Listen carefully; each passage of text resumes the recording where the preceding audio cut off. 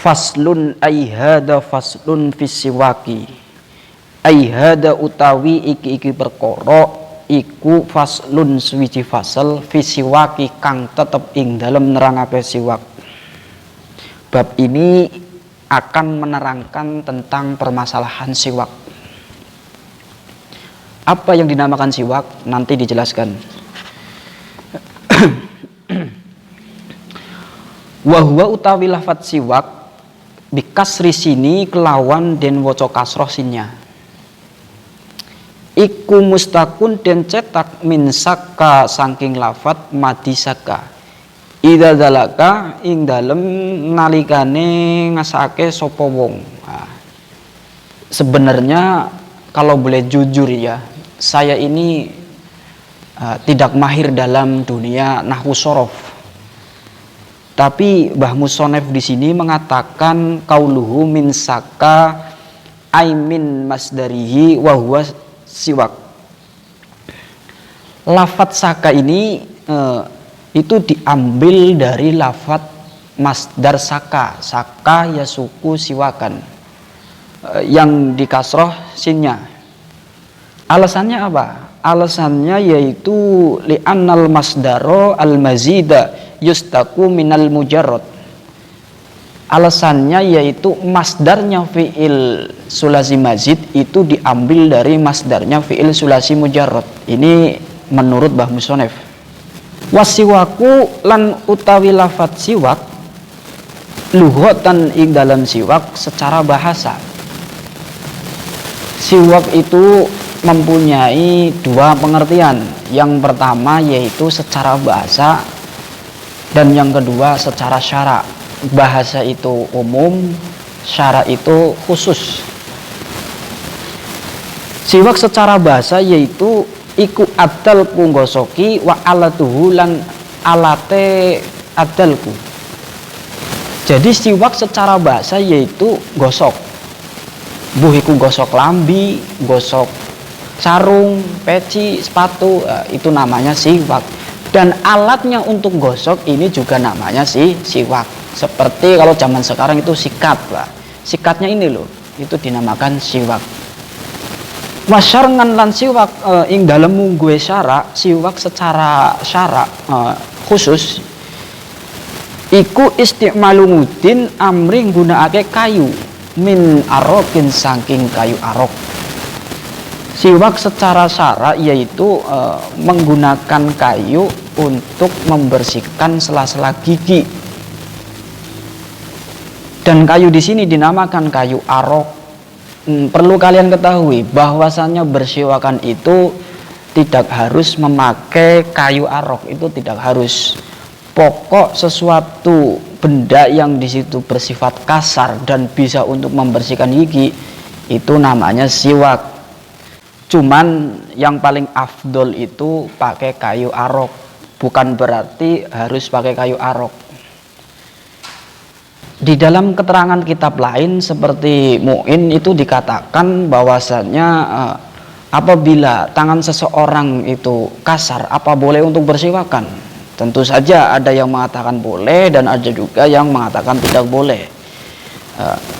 Lalu ketika orang sholat tanpa siwakan apa tetap sah? Ya tetap sah, karena siwak itu sendiri sunnah, bukan wajib dan bukan salah satu dari syarat sahnya sholat.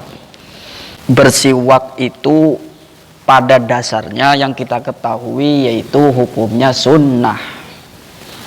Tapi di kitab ini Mbah Musonef menjelaskan faslun fi siwaki ay fi haqiqatihi wa hukmi istimali wa amagini allati yata'akkadu fiha. Wal musannifu dzakara salah satu ahkamin nadbahu bi kulli halin wa karahatuhu li shaimi ba'da zawal.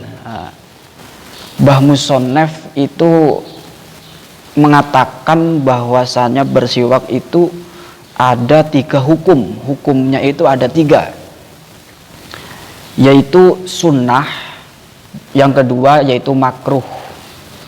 Berarti nanti siwak itu bisa sunnah juga bisa makruh. Dan yang ketiga yaitu wajib.